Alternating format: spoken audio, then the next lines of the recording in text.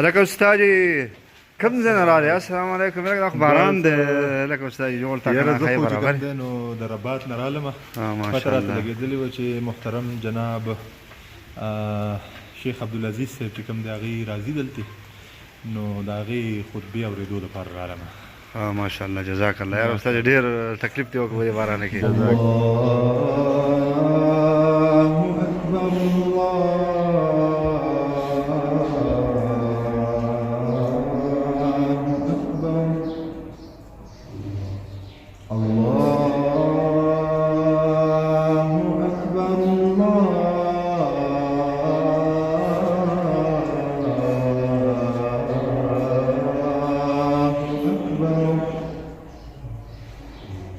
أشهد أن لا إله إلا الله.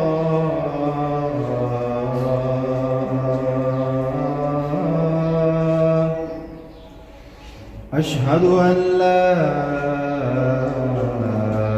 إله إلا الله.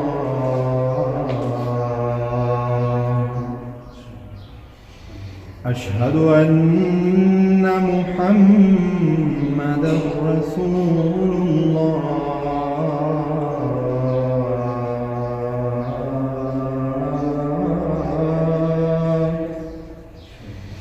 أشهد أن محمدا رسول الله.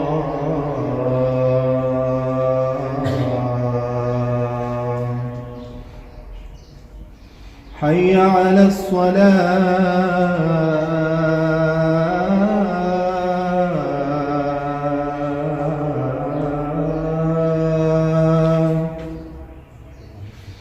حي على الصلاة.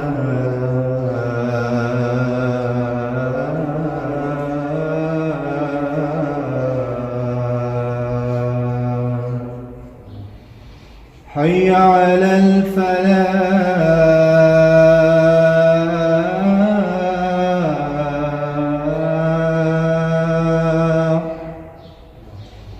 حي على الفلاح.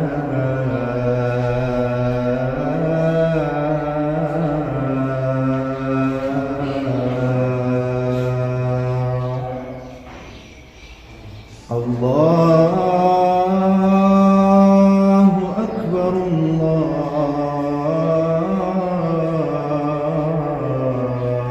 الله أكبر. لا إله إلا الله.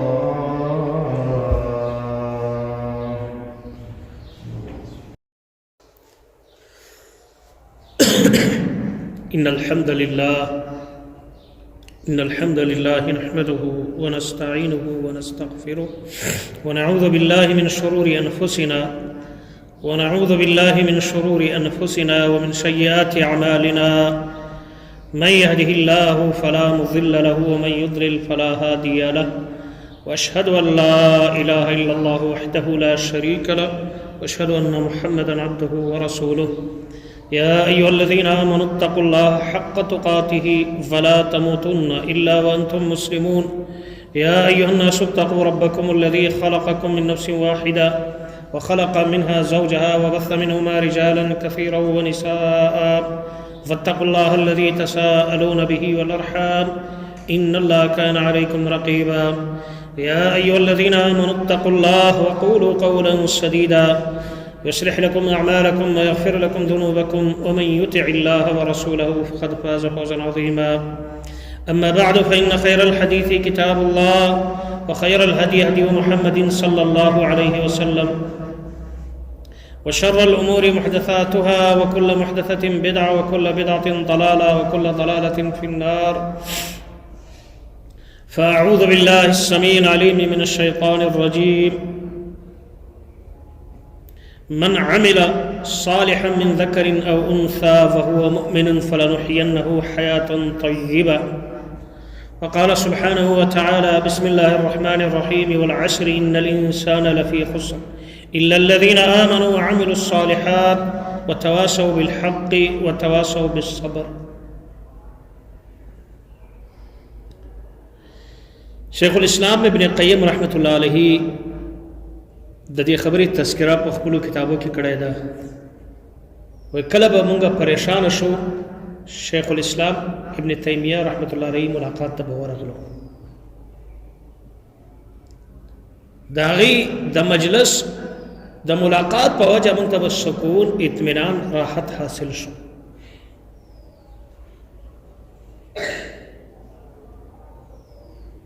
بعضی خلک اگر که په تکلیف کې هم وي، اگر که د هغې مسائل هم وي، اگر که غریبان هم وي، اگر که بیماران هم وي، لیکن الله رب العالمین د ایمان په وجه هغه ته یو خوشحالي ور نصیب کړې شي. که نور خلک ورسره کښېني هغه هم خوشحالي ترېنه حاصله کېږي. چې د هغې غټ مثال د صحابه کرامو. الله اکبر. د صحابه کرامو په دور کې دومره غربت و چې د هغه غربت تصور موږ نشو کولی. د صحابه کرامو غربت زموږ د ذهن نه ډېر بالاتر دی، ډېر بالاتر و د هغې غربت زموږ ذهنونه نشي وررسېدی. د دې غربت باوجود د صحابه کرامو په ژوند کې اطمینان، سکون، راحت، خوشحالي وه. مسائل د صحابه کرامو دومره زیات وه چې موږ د هغې تصور نشو کولی. د هغې درې څلور مثالونه ذکر کوم. سبا ته اختر دی. محمد رسول الله صلی الله علیه وسلم نصیحت وکړ. صحیح بخاری حدیث دی. صحابه کرامو ته نصیحت وکړه چې عیدګاه ته به زنانه راځي مکمل، هرې طبقې والا زنانه به راځي تر دې حده پورې چې کومه زنانه په ماهوارۍ کې ده مونځ نه کوي، هغې به هم عیدګاه ته راځي. د مسلمانانو اجتماع او دعاګانو کې به شراکت کوي، او په وخت د مونځ کې به د مسلمانانو د عیدګاه نه وروسته کېږي، جدا به کېږي.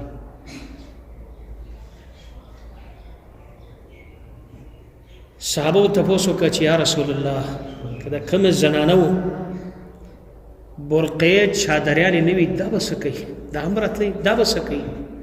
الله اکبر. سبا و بل سبا اختر دی، او په اختر کې د ټولو نه زیات خرچې زنانه کوي، د ټولو نه زیات خوشحالیانې تکلفات زنانه و ماشومانې کوي. سبا ته اختر دی. د صحابه کرام د نبی صلی الله علیه وسلم نه دا تپوس کوي چې د کومو زنانه و چادرې لري دا به څه کوي؟ دومره غربت. نبی صلی الله علیه وسلم ورته وفرمایل چې د بلې نه چادري واخلي، په هغې کې دې ځان عیدګاه ته راورسوي. بل حدیث د نبی صلی الله علیه وسلم په دور کې به زنانه راتلې، مسجد کې به منځونه کول د صحابه کرامو سره شریک د نبی صلی الله علیه وسلم په اقتدا کې. نبی علیه الصلاة والسلام به زنانه ورته ویل چې سر به نه اوچتوئ د سجدې نه تر څو پورې چې نارینه ښه کېنستلی نه وي، چې هغه ښه کېنستل سر یې اوچت کړئ، ښه برابر کېنسته، بیا به تاسې سرونه را اوچتوئ. وجه څه وه؟ وجه دا وه د صحابه کرامو لباس کمزوري، غربت، چې د هغې عورتونه ښکاره نه شي، دومره غربت. مسلسل نبی صلی الله علیه وسلم په هکله عایشه رضی الله عنها فرمایي چې 2 ورځې د وربشو په روټۍ هغه خېټه نه وه ډکه کړې، 2 ورځې نه و مړ شوی، مسلسل د اوربشو په روټۍ باندې د غنمو پرېږده. نن سبا اوربشې څوک څه کوي؟ د هغې روټۍ څوک ورته ګوري هم نه، خوړل لا لرې خبره ده. بل حدیث الله اکبر. د نبی صلی الله علیه وسلم په کور کې به مسلسل 100 میاشتې اور نه بلېده د ترکاري دپاره. دومره غربت، دومره غربت چې ابو هریره رضی الله عنه په شانته ځوان چې 30 کالو نه کم د هغه عمر، دا د قوت او د طاقت د وخت دی، لیکن د ماخوستن په مونځ کې به د لوږې نه بېهوشه شو، پرېبوت د لوږې نه. والله موږ به نه یې اورېدلی چې څوک د لوږې نه پرېوتی، یو ځوان یا کشر یا مشر، او هغه د بېهوشه شوی وي. دومره غربت چې صحابه کرام ولاړ دي غزوه خندق جوړوي. حدیث د بخاری دی 3 شپې 3 ورځې مسلسل د خوړلو دپاره هیڅ څیز هم ورونه رسېدي، یوه کجور هم ورونه رسېد. 3 شپې 3 ورځې 72 غنټې 72 غنټې جوړېږي. خو بیا هم خوشحاله و، اطمینان و، سکون و، راحت و، پریشانی و، ټینشن نه و. دومره خوشاله و چې نبی صلی الله علیه وسلم ورته راغلی د ډېره خوشحالۍ ترانې او اشعار شروع کړه. کله سړی ډېر خوشحالۍ ترانې شروع کړي، اشعار شروع کړي. په خېټه باندې یو کاڼی تړلی د څه دپاره چې ملا ته نقصان ونه رسېږي. خېټه تشه ده، د ملا هډوکي کاږه نه شي، وران نه شي. صحابه چې محمد رسول الله صلی الله علیه وسلم ولیده شکایت یې ونه کړ، مایوسه نه شو، احساس یې کمتري اظهار یې ونه کړ، د لوږې اظهار یې ونه کړ، په ژړا نه شو، بلکې د خوشحالۍ اظهار یې وکړ. ویې فرمایل نحن الذین بایعوا محمدا علی الجهاد ما بقینا ابدا. موږ هغه خلک یو چې موږ د محمد صلی الله علیه وسلم سره بیعت کړی په جهاد باندې همیشه دپاره. نبی علیہ الصلوۃ والسلام چې ورته وکتل ویې فرمایل اللهم لا عیش الا عیش الاخره. یا الله نه دی ژوند مګر د آخرت ژوند دی، عیش او عشرت خو د آخرت دی، دنیا څه ده؟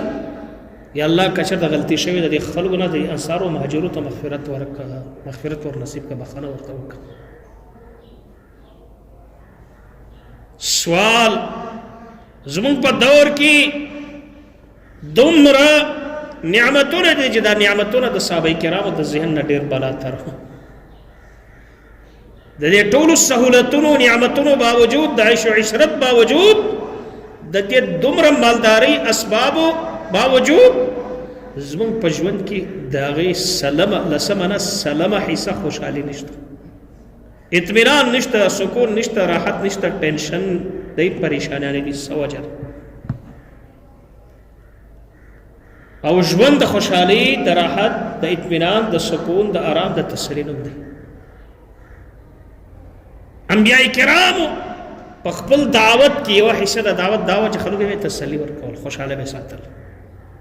او دا به ویله لا تحزن، پریشانه کېږه مه. کله به دا ویل لا تقنطوا من رحمت الله، لا انه لا یأس من روح الله. د الله د خاص نعمتونو نه د رحمتونو نه څوک مایوسه کېږي؟ ګمراه خلک. د مایوسۍ نه خلک منع کول.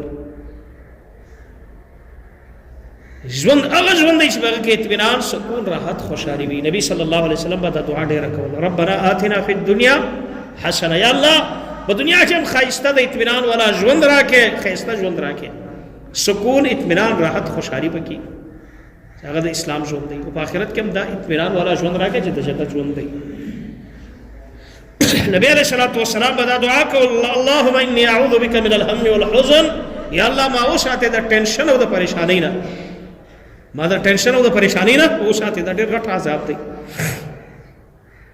فرمایل به که څوک ځان ته مسلمان وایي من کان یؤمن بالله والیوم الاخر، څوک چې ایمان لري په الله او په ورځ وروستنۍ باندې، نو د هغې دپاره حلاله نه ده چې پر یو مړي باندې غم او پریشاني وکړي د 3 ورځې نه زیات. مسلمان دپاره حلاله نه ده چې په مړي باندې ټینشن او پریشاني وکړي د 3 ورځې نه زیات.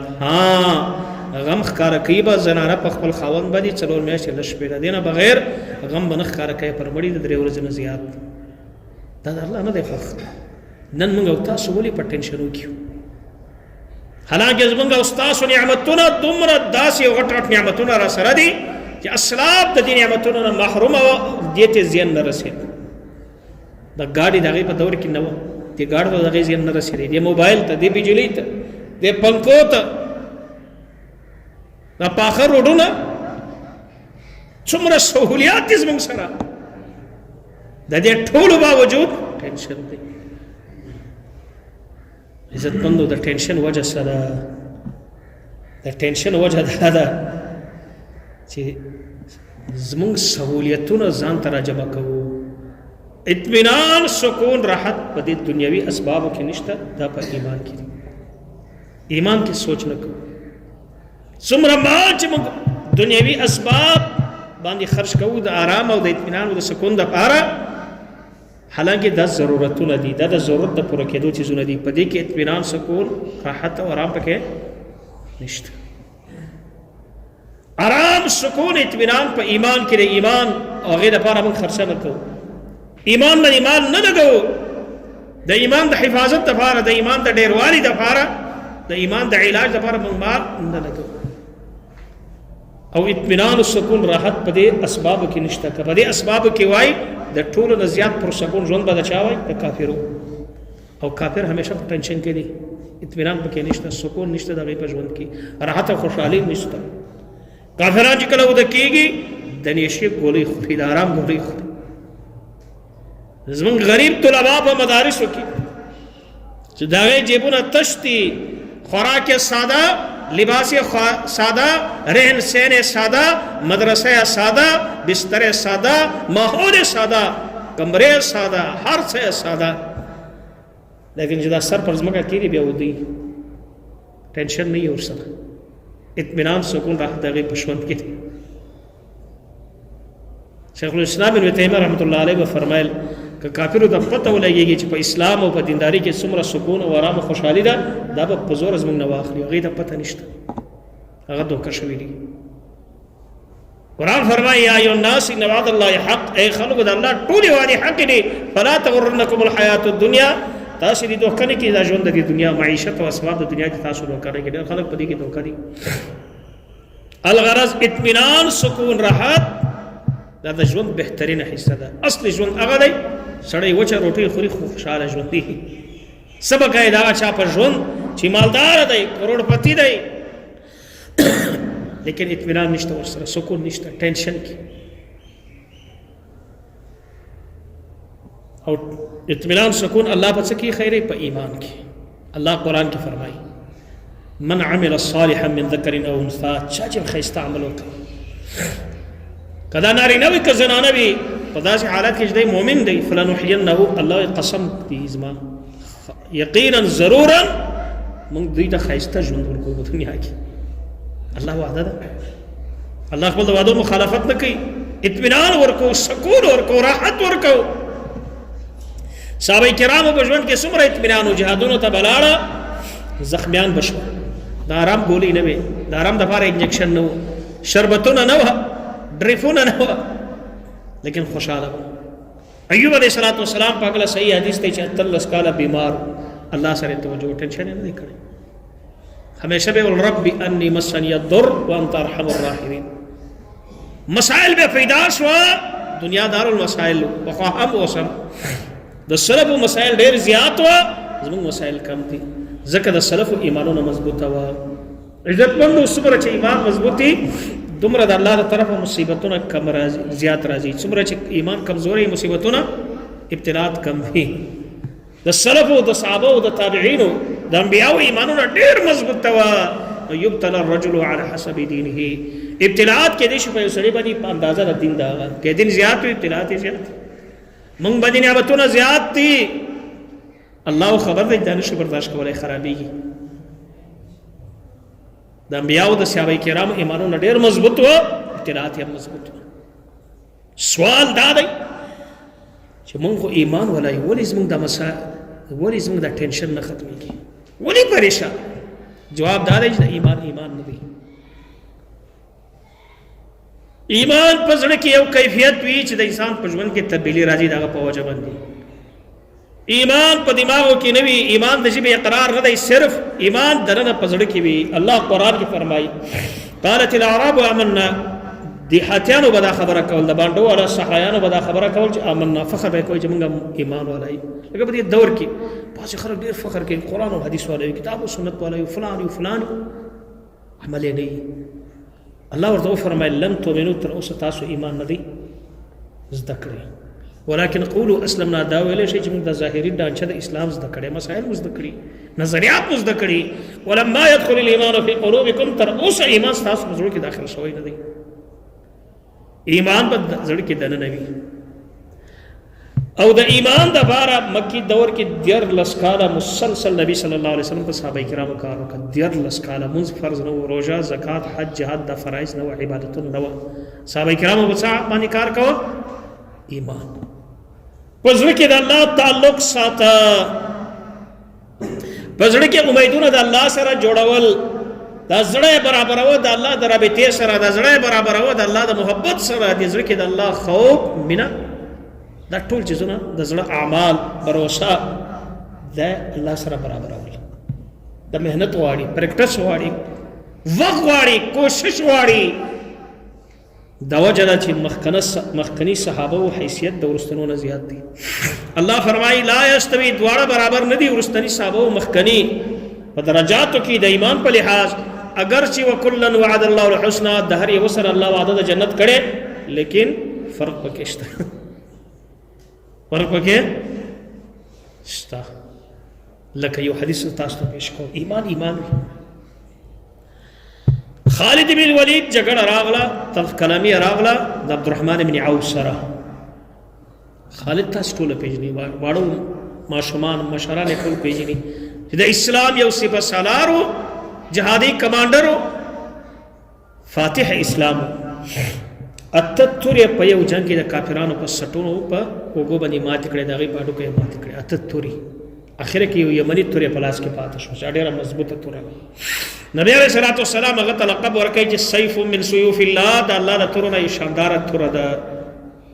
نبی علیہ السلام خالد ته راشه وای ته عبدالرحمن په مخ کې سختي خبرې کړي، ته خبرې عبدالرحمن ابن عوف څوک دی؟ قسم په غزاد چې زما نفس دغه په لاس کې دی. کستاسو ورستو صحابهونه یو کس د احد د غره په شان ته سونا سره زر د الله په لار کې خرج کړي، نشي رسیدای هغه دومره یو لب اوربشي چې عبدالرحمن د الله په لار کې ورکړي. یو طرف ته عبدالرحمن دومره اوربشي ورکړي د الله په لار کې، بل طرف ته خالد په شان ته یو کس د احد د غره په اندازه سونا سره زر په جهاد کې خرج کړي، نشي رسیدای دومره اوربشي ته. ځکه ایمان کې فرق دی. د ایمان انجن چې د چا مضبوط وي، والله د هغه رفتار د مرمۍ ډېر تیز وي، رفتار د عبادات یې ډېر تیز وي، هغه کې وزن ډېر زیات دي. لیکن موږ ایمان ته توجه نه ورکوو، ځکه پریشان یو. د هغې څو مثالونه ذکر کوم. یقین مو کمزوری دی. قرآن کې څومره آیاتونه دي چې د روزي ذمه داري چا اخیستې؟ الله. نن په دې ملک امتحانا مهنګایي ده، د الله عذاب دی، د الله د طرفه پکړه ده. د مهنګایي د چا په اختیار کې نشته. ان الله هو المسعر، نرخونه معین کول، کمول او ډیرول دا کار د چا دی؟ الله دی. حدیث دی، صحیح روایت. لیکن موږ پریشان یو. الله قرآن کې فرمایي یبسط الرزق، پراخي د روزیان د چا سره ده؟ الله سره. ويقدر کمی سوک الله. بار بار الله ولی وایي زموږ عقاید جوړوي، زموږ ایمان جوړوي، زموږ یقین جوړوي. لیکن د دې ټولو باوجود الله فرمایي چې وما خلقت الجن والانس الا ليعبدون، پیران او انسانان مرګي پیدا کړی مگر صرف اور صرف د خپل عبادت لپاره، زما عبادت وکړي. زه دوی نه روزي نه غواړم، نه د ځان دپاره نه د دوی دپاره.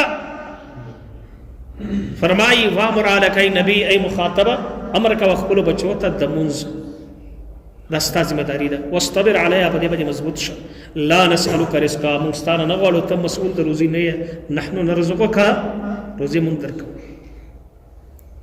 نحن نرزقکم و ایاهم، تاسو ته هم درکو، ستاسو بچو نسل ته هم ورکو. لیکن موږ ولې پریشانو؟ د مهنګایي په وجه نه. ایمان په قرآن کم دی، یقین کم. که مهنګایي که نه وي، د لوږې نه څوک نه مړ کېږي.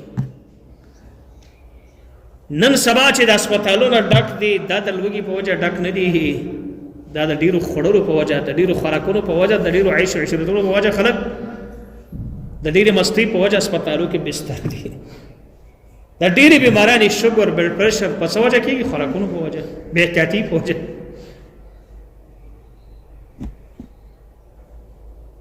څومره خلک د ایمان نه بغیر مړه کېږي، د ګناه په حالت مړه کېږي. څوک د لوږې نه دی مړ.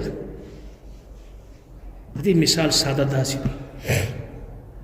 الحمدلله دلته حفاظ اوسېږي د مدرسه کې، د الله د کتاب زده کوونکي اوسېږي، خو د دې د خوراک ذمه داري د انتظامیه والا مدیر او د استادانو په غاړه ده. طلبه خبر نه دي چې زموږ د خرچه د کم نه راځي او څنګه کېږي، ټینشن نشته ورسره. اوس که د مهنګایي په وجه د طالبان وتښتي مدرسو له، والدین تاسو کې چې ولی مدرسه پڑھائی پرې خوسته، ولی مو سبقونه شوبه حفظ پرې خوسته، مونږ لګلې و چې تاسو حفظ وکړئ، ولی راغلی؟ هغه ورته چې دا سبق نه وایي کې مهنګایي ډېره زیاته شو.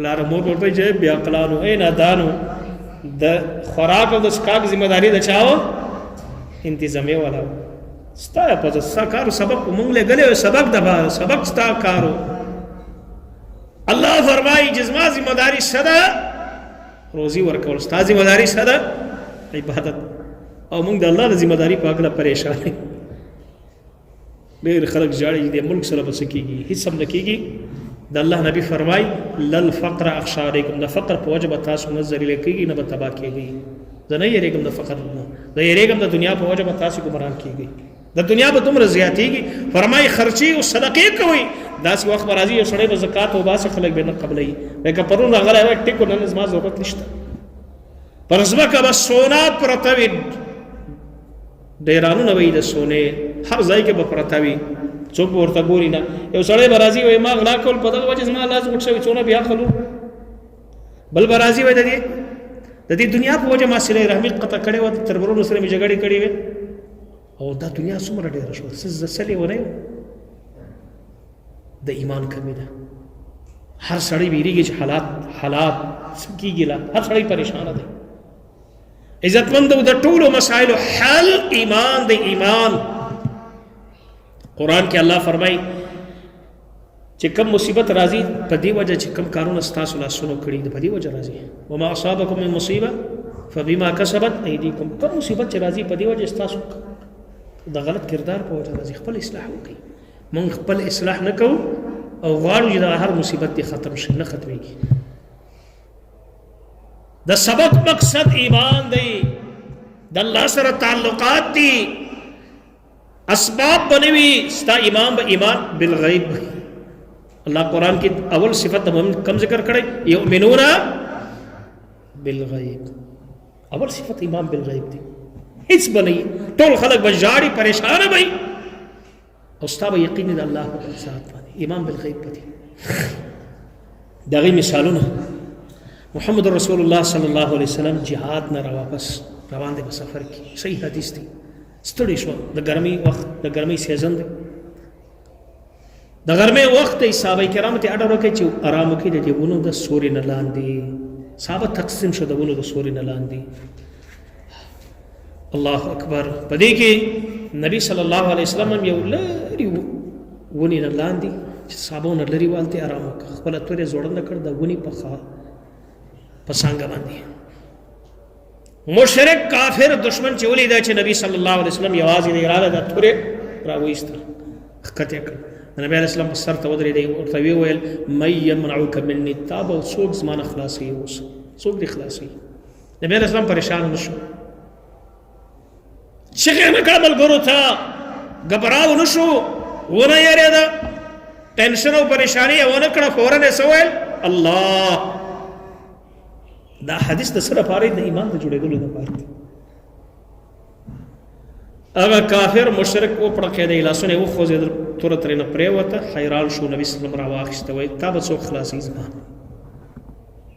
هغه ول ډېر خسره اوس ډېر اخستونګې د تورې ما معاف کړ الله نبی معاف کړ صحابو ته قصه بیان کړو دای معاف کړ ابراهيم عليه السلام په ابتدایي مراحلو کې ټوله دنیا کې یو کس ملګری نه درلود پریشانی نه کول ویل به الذي خلقني فهو يهدين هغه رب چې زه پیدا کړم هغه زما راهنمایي کوي والذي هو يطعمني ويسقين دا هغه رب دی چې ما ته خوراک هم راکوي څښاک هم راکوي واذا مرضت پریشانی نشته که زه یوازې یم هیڅ خبره نه ده واذا مرضت کله چې زه بیمار شم فهو يشفين زما علاج کوي عزتمندو ډاکټري سبب دی اسباب دی اعتماد باندې کول جایز نه دی د ټولو نه زیات زموږ خرچه پس کېږي په علاج باندې یقین کمزوري دی په قرآن زموږ یقین نشته دا تم یو معمولی ګڼو بس یو کړه د چوپ باندې وکړي بیا په دې باندې یقین نه کوو قرآني چې کومې نسخې دی په هغې زموږ یقین نشته د الله په وعدو مو یقین نشته احادیثو باندې یقین کمزوری دی دا ایمان به کله جوړو الله یؤمنون بالغیب لږ منګایي راله کم کیفیت دی د مسلمانانو څومره پریشانیانې دي هر څه د خلکو نه یېرې دي هر سړی غیبت تنقید نفرت د یو بل نه کم کیفیت دی مایوسي ټینشن پریشانی د الله په ذات یقین نشته وای لا بس کیږي زمونږ سره وای لا نورم سکیږي هیڅ صبر کیږي ته عبادت کا خپل اصلاح وکړه سبب الله برابر ډېر واقعات دي قرآن او حدیث کې شیخ البانی رحمت الله علیه په خپل سلسله کې یو حدیث راوړی صحابي راځي کور ته زنانه ورته وایي د خوراک دپاره هېڅ هم نشته ټینشن نه کوي پریشانی نه کوي مایوسي نه کوي سوال نه کوي شکایتونه نه کوي او دسونه کوي 2 رکعاته مونځ الله ته کوي د الله نه غواړي چا نه غواړي الله نه غواړي په جرنده کې میچنه ورته وایي په خپله میچنه شروع شو چلیږي الان هغه په لاس باندې چلول کېږي بغیر د سړي نه سټارټېږي په لاس باندې به چلایه په خپله سټارټ ته ګرځي راګرځي اوړه ترېنه راوځي په تنور کې اور پیدا شو روټۍ پخه روټۍ پکې پیدا شو پتیلا پرته و په نغري باندې پتیلا وخوټ لاندې نغري کې اور بل شو او پتیلا خوټ کېږي غوښه پکې دا ټوله قصه د الله نبي ته بیان کړه دا ایمان دی بارانونه به نه کېده الله ته به متوجه شوه وقال ربکم الله فرمایي ستاسو رب اعلان کړی هغه رب ستاسو تربیت یې تر اوسه کړی دی د خپل تربیت ته وګوره چې ته نوې الله پیدا کړی وړوکی وې غټې کړی صحت او ایمان هر څه یې درکړه دغه رب اعلان کړی ادعوني ما ته په وخت ضرورت آواز کوئ فریاد کوئ استجب لکم زه فورا پورا اجابت کوم ستاسو استجب معنا څه پورا قبل فورا ځای پر ځای من لم يسأل الله سوچ د الله نه سوالات نه کوي الله به ضرور ورته غوسه کوي سوال څه ته وایي کی عاجزي باندې دا کله د سوالګر د ګاډي یو طرف ته راشي لاسونه نیولي ډرایور د شیشه بند کړي دی بل طرف ته راشي په عاجزي باندې وي لکه څراک موږ الله ته عاجزي نه کوو ایمان کمزوري دی دا ایمان ټیک عملونو ته زور ورکړی ښه خبره ده لیکن د عمل نه مخکې ایمان څه دی ضرور دی د هر سره مخکې د علم د هر سره مخکې د ایمان ته ډېره توجه ورکول پکار دی هسې نه چې معلومات را سره یي ایمان مو نه یو عالم یو امي ته شکایت وکړي چې د حج ډېر شوق لرم د حج ډېر شوق عالم دی امي ته وایي څه وکړم امي ورته ایمان دی مضبوط کړه ایمان دی وایي څنګه وایي داسې غریب وم زمانه حاجي محمد یو ورځ مې سوچ وکړی چې حج نه دی کړی نوم دی حاجي محمد دی دا هم دروغو کې راځي وایي الله ته ویل چې الله نوم دې راته ایښی حاجي محمد او حج درنه غواړم حج درنه وی الله غواړم حدیث کې راځي الحاح په سوال کې محنت په سوال کې د الله نه زبردست مطالبه چې غواړم دا کوي الله د دې سړي دعا قبلوي وی الله ته ویل چې حج درنه غواړم څو ورځې بعد یو سړی راته راغلی دی مستری دی غریب سړی د کور د خرچه مې نشو پوره کولی وایي راته وایي زه ځم سعودي له پاسپورټ جوړ کړه او زه دې بیا هلته زما سره به کار هم کوي دننه مکه حرم کې کار دی حج به هم کوي 2 کاله مې هر کال په یو کرتې کور ته م راتلم څو میاشتې به دلته وم حج الله را باندې وکړه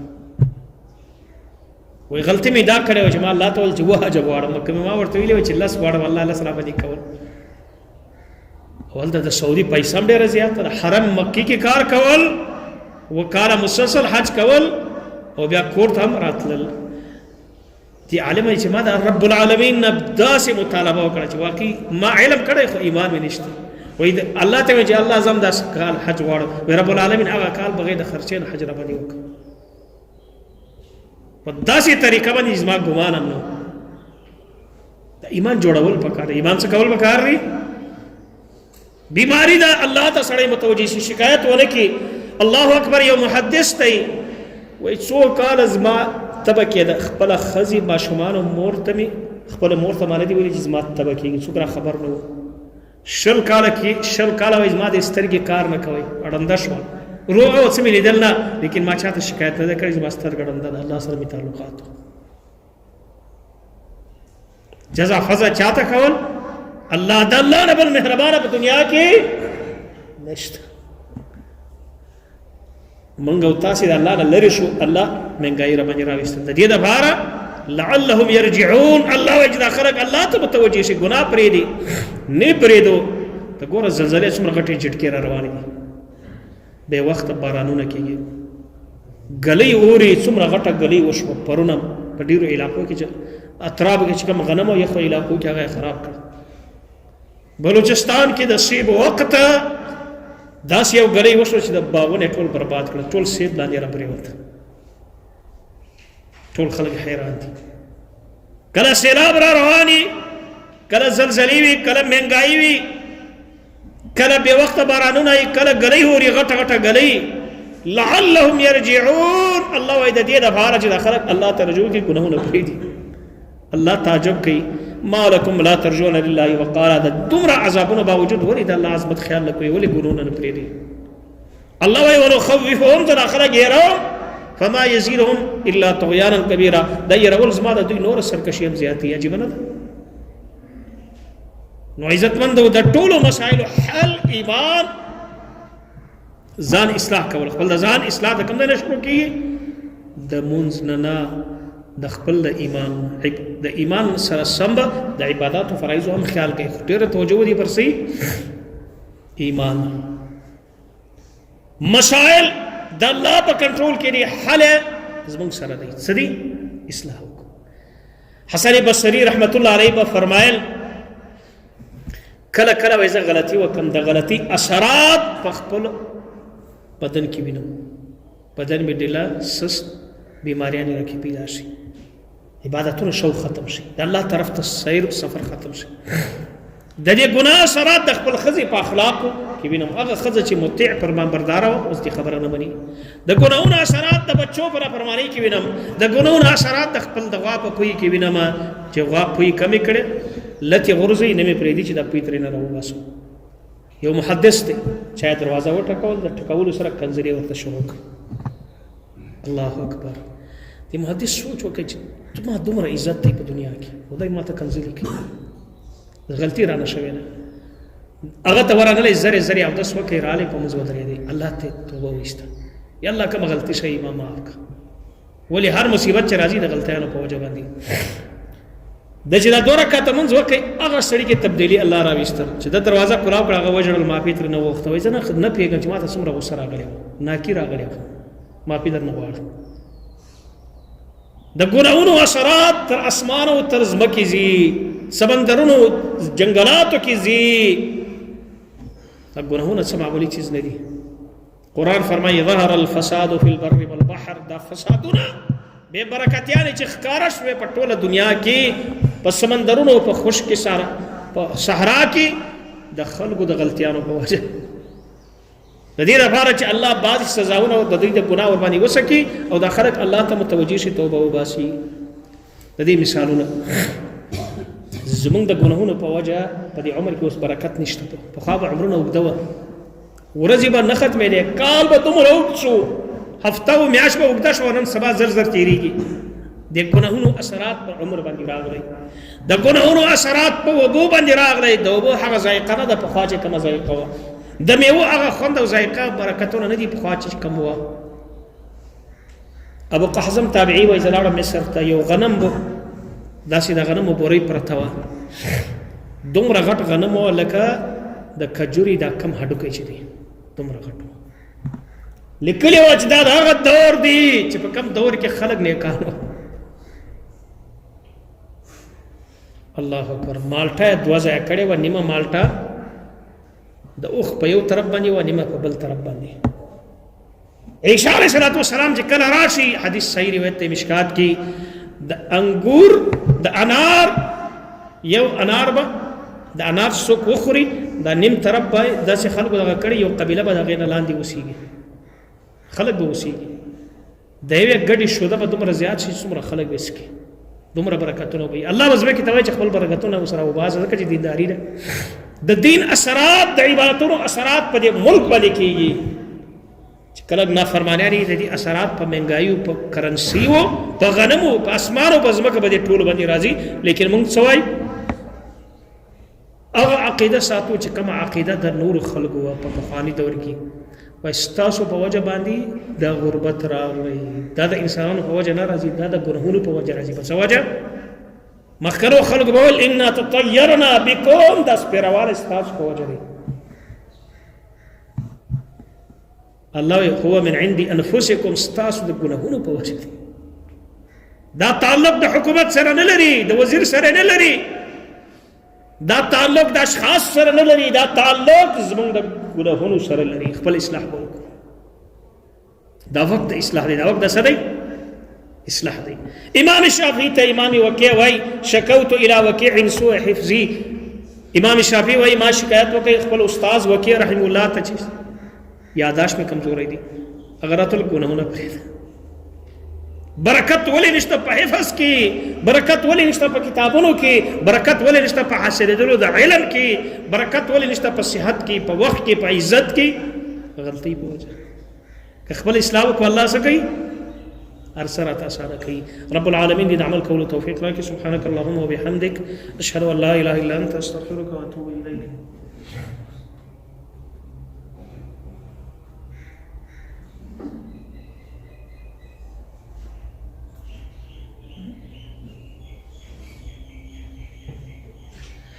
نحمده ونصلي على رسوله الكريم، أما بعد فأعوذ بالله من الشيطان الرجيم. بسم الله الرحمن الرحيم. قل هو الله أحد الله الصمد لم يلد ولم يولد ولم يكن له كفوا أحد. الله أكبر. د ډیرو حفاظ کرام او استادان نن دا خبر اوریدلې ده، حدیث باندې یقین دی، دی واقعات ته ضرورت نه اوسې د ایمان د زیادت لپاره بیانوي چې د الله په قرآن کې څومره سچایي رښتینوالی دی. شاګرد راځي استاد ته شکایت کوي، استاد جی حفظ کې مې ترقي نه راځي، څه وجه ده؟ استاد ګوري څو ورځې سوچ کوي چې د شاګرد کې کومه غلطي ده، چې کله اصلاح وکړي ذهن یې کلاو شي. بهترینه نسخه چې د الله نبی فرمایلی ده، فرمایي لا یزال اقوام یتاخرون، همیشه به خلک وروسته کېږي د صفي اول نه. درې حدث د نصیحت نه، د جمعې نه، د صفي اول نه. خلکو عادت دی وروسته راځي، حتی یؤخرهم الله، الله به په هر څه کې وروسته کې ترقي به الله نه ورکوي. که طالب دی په علم کې ترقي نه راځي، که شعبه حفظ کې دی په حفظ کې ترقي نه راځي، که تاجر دی په کاروبار کې ترقي نه راځي، که مالدار دی په مالداري کې ترقي نه راځي، هرې طبقې والا دی په خپل کاروبار کې ترقي نه راځي. ولې؟ درې بیماریاں دي. یوه بیماری دا ده چې صفي اول نه وروسته کېږي، استاد نه وروسته کېږي، درس شروع دی وروسته ناست دی، خطبه شروع ده دی وروسته راځي، وروسته ناست دی. څومره بهترینه نسخه ده. کوم طلبا چې د استاد مخ ته کښېني په اوله ورځ مخامخ نږدې ناست دي، دا ذهین نه دی، د دې نه وروسته الله ذهانت ورکړي. کم شاګرد چې د استاد سره جوخت ګرځي، خدمتونه کوي، الله پر هغه ډېر کار اخلي. ابو هريره ځان لازم کوي د نبی علیه السلام سره، ځان لرې نه ساته، ځان لازم کوي. 3.5 کاله اوسېد د نبی علیه السلام سره، امیر المؤمنین فی الحدیث جوړ شو. 3.5 کاله وخت شي دی. د ټولو نه زیات احادیث د چا نه نقل دي؟ ابو هريره رضی الله عنه. یو کس خپل تجربه بیانوله، حفظ مې شروع کړي په اوله ورځ د استاد سره جوخت لازم، همیشه دغه خدمت. چې کوم کسان وروسته هلته کېناسته د هغه یو آیات په ډېر مشکله یادېده، زما به یو بې انتهایي زیات یادېده. حدیثو باندې یقین پکار دی، قرآن باندې یقین، په حدیثو یقین پکار دی. تاجران چې د صف اول خیال کوي، والله دومره عزت یې زیات دی، الله یې په کاروبار کې دومره برکتونه اچوي چې ټوله دنیا ورته حیران شي. برکت د کوم طرف نه دی؟ الله. پراخي څوک ورکوي؟ یبسطو، الله فرمایي، الله وایي دا خلک نه پوهېږي چې ان الله یبسط الرزق، پراخي د روزي څوک ورکوي؟ الله یې ورکوي. اسباب کم اسباب دي؟ د معمولي اسباب نه حقیقي اسباب نور دي. یو سړی منډه وي کاروبار کې ترقي نه راځي، ولې؟ د رشته داري خیال نه کوي، په رشته دارانو خرچه نه کوي، د رشتو خیال نه ساتي، الله د مال کې برکت نه اچي. یو سړی د صفي اول خیال نه کوي. تاسو دا لیدلي چې د مالداره خلک، د ډېر غټ مالداران همیشه صفي اول کوشش کوي، هر څه به یې خو صفي اول کې به ناست دي. دا نه دی د مالداري نه بعد دی د الله شکر ادا کوي، نه د اول ورځ نه دی په صف اول کې منځ کوي، الله برکتونه ورکړي. عزتمندو د ټولو مسایلو حل ایمان د ایمان که موږ خپل ایمان د صحابو په شان ته جوړ کو، الله به خلافت را نصیب کړي. بعضې خلک څه کوي؟ دعا کوي یا الله ماته موږ ته د عمر زنو په شان د خلیفه را نصیب کړي. دا د الله قانون دی، زموږ په شان د ګناهګارانو ته د عمر زنو خلافت ورکړي. که موږ ځانونه نیکان کو د صحابو په شان ته، په خپل الله وعده کړی ده چې د ایمان په وجه صدر کو لا یستخلفنهم، تاسو به د هغې جانشینه کوم خلافت به درکړي. هر سړی چې په ځان کې کار وکړي ماحول به خپله جوړ شي. د دې وجه نه په خپل ځان باندې به نظر ډېر ساتي، په بل د بل چا غلطیانو پسې به نه ګرځي، د بل چا غیبتونه به نه کوي. او چې دا ایمان دې جوړ شو، ستا ژوند جوړ شو. جنتی څوک دی؟ ابن قیم رحمت الله علیه فرمایي جنتی شخص هغه دی چې په دنیا کې هم جنت کې اوسېږي، دا دماغ جنت دی، خوشحاله دی، زړه کې جنت دی، سوچو کې جنت دی، خوشحاله دی، همیشه غریب وي خو خوشحاله وي، قبر کې هم خوشحاله، آخرت کې هم خوشحاله. ګناهګار په دنیا کې هم ټینشن، د زړه ولونه بند شي، بلډ پریشر بیماری، شوګر بیماریانې، ګردې فیل شي، نور نقصانونه ورسېږي، همیشه ټینشن. بچو ته وایي لرې سي د ځان نه مې هم نفرت دی. دا څو ورځې ژوند دی ولې ځان ته جهنم جوړ کړو؟ راځي په دا خپل ژوند برابر کړو. په څه برابرېږي؟ په ایمان. ځان ته توجه وکړو، بل ته نه، ځان ته په عاجزۍ سره. او چې دا کار مو وکړئ نو دا ټول مسایل به خپله حلېږي. د ټولو مسایلو حل الله به څه کوي؟ خیری ایمان وغواړي. د ایمان ډېرې شعبې دي. ایمان څه د پاسه اویا شعبې، څه کم اتیا شعبې د ایمان. د پسان کې راوستل پکار دي، د لپاره محنت کول پکار دي، د دې لپاره خرچې کول پکار دي، د دې لپاره خپل خواهشات د ځمکې نه وهل پکار دي، خپل خواهشات تباول پکار دي، بیا د ایمان ټیک کېږي. سبحانک اللهم وبحمدک اشهد ان لا اله الا